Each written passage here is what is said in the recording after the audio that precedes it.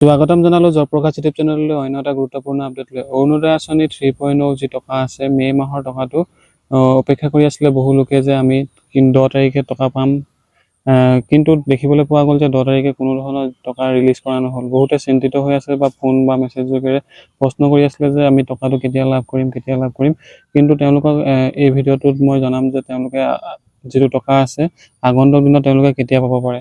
আৰু বহুতে প্ৰশ্ন কৰি আছিলে যে টকাটো যিহেতু এতিয়ালৈকে প্ৰদান কৰা নাই, আমি টকাটো মে' মাহৰ টকা বা আপোনাৰ 3 মাহৰ বা 4 মাহৰ টকা একেলগে পাম নে নাপাম।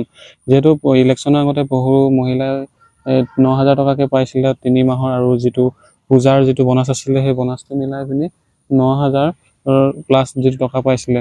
কিন্তু এতিয়া দেখিবলৈ পোৱা গৈছে যে 10 মে' তাৰিখে বহু লোকে ভিডিঅ' বনাই আছিলে বা কৈ আছিলে যে যিটো টকা আছে সেই টকাটো আপোনালোকে পাব। কিন্তু 10 মে' তাৰিখে এই টকাটো যিটো ৰিলিজ কৰা নহ'ল, আৰু যিহেতু এই কিহৰ কাৰণে ৰিলিজ কৰা নহ'ল আপোনালোকে হয়তো গমেই পাইছে।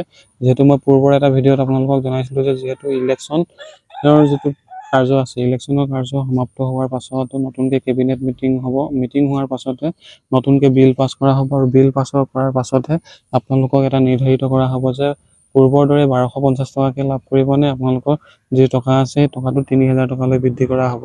100% চান্স আছে, যিহেতু মুখ্যমন্ত্ৰী ডাঙৰীয়াদেৱে নিজে প্ৰতিশ্ৰুতি দিছিলে যে ইলেকশ্যনতো অহাবাৰ যদি বিজেপি চৰকাৰ পুনৰ গঠন হয় তেনে ক্ষেত্ৰতো অৰুণোদয় আঁচনিৰ যি টকা আছে সেই টকাটো 9,000 মানে 1250 টকাৰ সলনি 3,000 টকা পৰ্যন্ত কৰা হ'ব। কিন্তু এতিয়ালৈকে এনেধৰণৰ একো অফিচিয়েল আপডেট অহা নাই। আপোনালোকে অপেক্ষা কৰিব লাগিব, যিহেতু কেবিনেট মিটিং গঠন কৰিব, তাৰপিছত মিটিং হোৱাৰ পাছতো সকলোখিনি কাৰ্য সমাপন কৰা হ'ব। সকলোখিনি কাৰ্য সমাপন কৰাৰ পাছতে আপোনালোকৰ এই প্ৰচেষ্টাসমূহ হাতত লোৱা হ'ব। আৰু যিহেতু 3,000 টকালৈ বৃদ্ধি কৰিবই, আপোনালোকে চিন্তিত হ'ব নালাগে।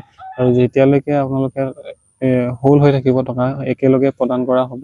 যিহেতু 2 মাহ 3 মাহৰ যদি টকা আপোনালোকৰ হোল্ড কৰি ৰখা হয় তেনে ক্ষেত্ৰত আপোনালোকে সেই টকাকেইটা একেলগে পাব। আৰু বহুতে প্ৰশ্ন কৰি আছিলে যে আমি নতুনকৈ আবেদন কৰিব পাৰিম নেকি। এতিয়ালৈকে কোনো ধৰণৰ নতুনকৈ আবেদন কৰিব পৰা চিষ্টেম উলিয়াই দিয়া নাই। আৰু আবেদন কৰিবলৈ আপোনালোকে কি ডকুমেণ্ট লাগিব মই থুলমূলকৈ কৈ দিছোঁ।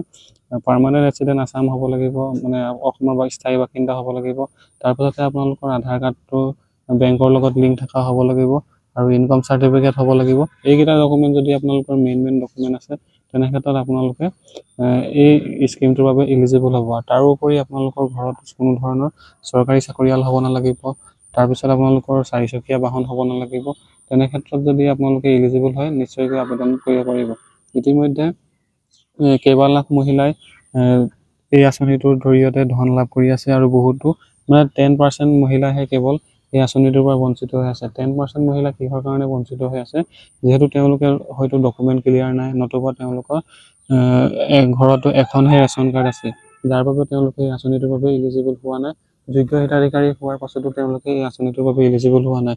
যিহেতু মুখ্যমন্ত্ৰী ডাঙৰীয়াদেৱে স্পষ্টীকৰণ দিছে যে যিহেতু ৰেচন কাৰ্ডখন ছেপাৰেটকৈ বিভক্ত কৰি ল'ব পাৰিব।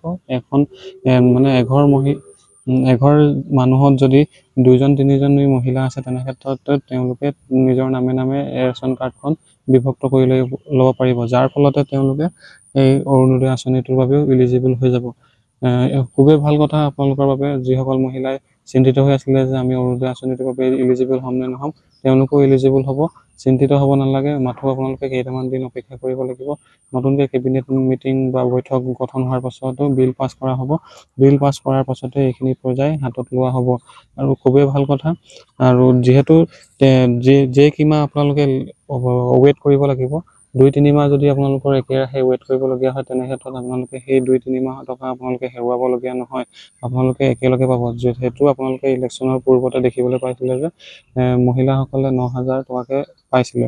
তেনে ক্ষেত্ৰত তেওঁলোকে যি 3 মাহৰ পইচা আৰু বনাছটো আপোনালোকৰ অৰুণোদয় আঁচনিৰ যিটো পূজাৰ বনাছ আছিলে, সেই বনাছ বা বিহুৰ বনাছ আছিলে, সেই বিহুৰ বনাছৰ হিচাপে তেওঁলোকে সেই টকাকেইটা একেলগে পাইছিলে। ঠিক তেনেদৰে আপোনালোকে এইবাৰো তেনেকুৱা দেখিবলৈ পাব। আপোনালোকে যদি 2 মাহ বা 3 মাহ অপেক্ষা কৰিবলগীয়া হয় কিবা কাৰণতো, তেনে ক্ষেত্ৰত আপোনালোকে সেই 2 মাহ 3 মাহৰ টকা একেলগে পাব।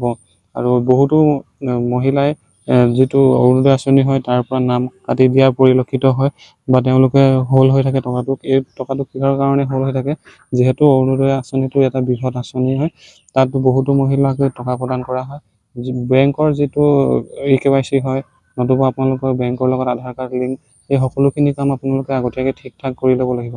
তাৰ বাবে আপোনালোকে ওচৰৰ যিটো বেংক হয় তাত গৈ পিনি যোগাযোগ কৰি পিনি আধাৰ কাৰ্ডৰ লগত বেংকটো কানেকশ্যন কৰিব বা লিংক কৰিব, আৰু আপোনালোকৰ যি KYC লাগি আছে যদি KYC সমূহ সম্পূৰ্ণ কৰিব। এইখিনি কাম আপোনালোকে কৰাৰ পাছতহে আপোনালোকৰ বেংকত টকা পঠোৱালে আপোনালোকে ৰিচিভ কৰিব পাৰিব বা উলিয়াব পাৰিব। বহুতো মহিলাক দেখিবলৈ পোৱা যায় যে টকা পঠিয়াই দিয়ে, তাৰ ফলতো তেওঁলোকে KYC লাগি থকাৰ ফলতো বা আধাৰ কাৰ্ড লিংক নথকাৰ ফলতে তেওঁলোকে টকা উলিয়াব নোৱাৰে, যাৰ বাবে তেওঁলোকে টকা পোৱাৰ পাছতো নিজৰ হাতত নাপায়। সেইবাবে তেওঁলোকে বহুতো চিন্তিত হৈ থাকে। কথাখিনি আছিলে ইমানে। আপোনালোকৰ যদি ভিডিঅ'টো ভাল লাগিল তেনে ক্ষেত্ৰত লাইক কৰিব, শ্বেয়াৰ কৰিব, আৰু চেনেলটো যদি প্ৰথমবাৰৰ বাবে ভিজিট কৰিছিলে তেনে ক্ষেত্ৰতো চেনেলটো ছাবস্ক্ৰাইব কৰি ল'ব, যাতে আগলৈও এনেদৰে ইনফৰ্মেটিভ ভিডিঅ'বোৰ সময়মতে পাই থাকে।